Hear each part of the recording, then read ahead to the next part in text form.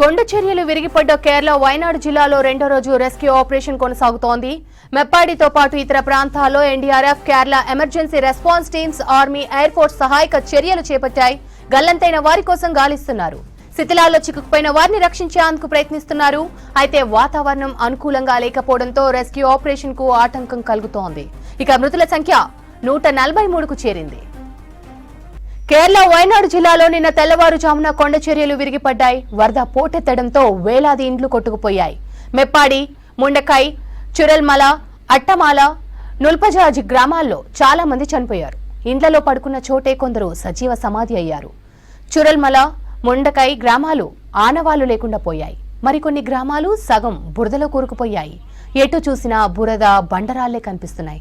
వందలాది వాహనాలు వరదలో కొట్టుకుపోయాయి. చలియార్ నదిలో పదుల సంఖ్యలో డెడ్ బాడీలు గుర్తించారు. నిన్న వందల మందిని రెస్క్యూ చేసి ఆసుపత్రులకు తరలించారు. ఇంకా చాలా మంది మట్టి దిబ్బల కింద చిక్కుకున్నట్లు అనుమానిస్తున్నారు. వీరి కోసం రెస్క్యూ ఆపరేషన్ కొనసాగుతోంది. మండకై ప్రాంతంలో టీ, కాఫీ, యాలకుల తోటల్లో పనిచేసేందుకు బెంగాల్, అస్సాం నుంచి వందలాది మంది కార్మికులు వచ్చారు. వీరిలో 600 మంది ఆచూకీ లభించడం లేదని అధికారులు ప్రకటించారు. వీరి కోసం సెర్చ్ ఆపరేషన్ కొనసాగుతోంది. కేరళలో మరో 2-3 రోజులు భారీ నుంచి అతి భారీ వర్షాలు ఉంటాయని వాతావరణ శాఖ తెలిపింది. వైనాడు జిల్లాలో వర్షం కురుస్తోంది. మరో 8 జిల్లాలకు రెడ్ అలర్ట్ ప్రకటించింది వాతావరణ శాఖ. అప్రమత్తంగా ఉండాలని హెచ్చరించింది.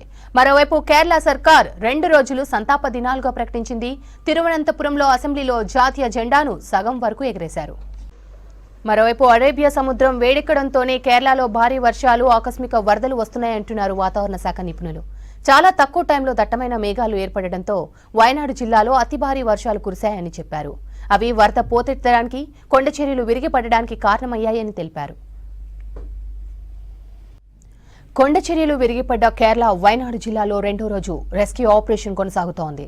మెప్పాడితో పాటు ఇతర ప్రాంతాల్లో NDRF, Kerala emergency response teams, army, air force సహాయక చర్యలు చేపట్టాయి. గల్లంతైన వారి కోసం గాలిస్తున్నారు. శిథిలాల్లో చిక్కుకుపోయిన వారిని రక్షించేందుకు ప్రయత్నిస్తున్నారు. అయితే వాతావరణం అనుకూలంగా లేకపోవడంతో రెస్క్యూ ఆపరేషన్ కు ఆటంకం కలుగుతోంది. ఇక మృతుల సంఖ్య 143కు చేరింది.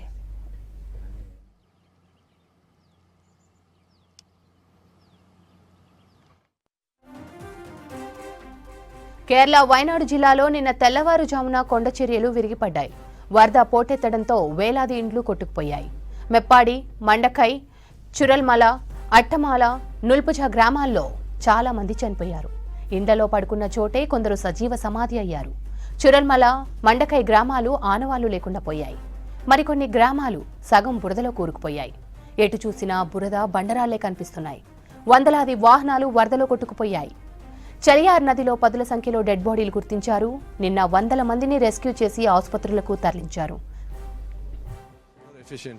Currently we are using manual digging tools and manual effort to dig into the rubble and pull out the casualties.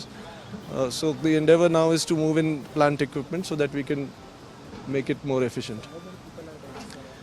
As of yesterday, or should I say as of this morning, the figure had crossed 150 fatal. But a large number have also been rescued alive and who have been evacuated safely. So, actually, we have just come in yesterday from outside, so we are not aware of the local terrain and the danger levels. But a landslide has occurred and it has caused the whole bridge to be washed away. So there is possibly an element of risk. I'm sorry? 2 days continue, rescue operations continue.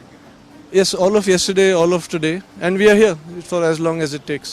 We are today definitely we are here, tomorrow also, and hopefully another 2 or 3 days things should settle down and the immediate requirement of casualty evacuation should somewhat reduce.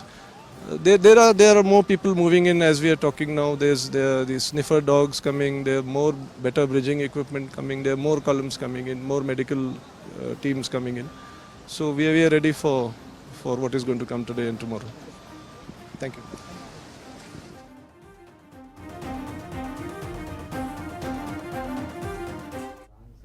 మండకై ప్రాంతంలోని tea, coffee, యాలకుల తోటల్లో పనిచేసేందుకు బెంగాల్, అస్సాం నుంచి వందలాది మంది కార్మికులు వచ్చారు.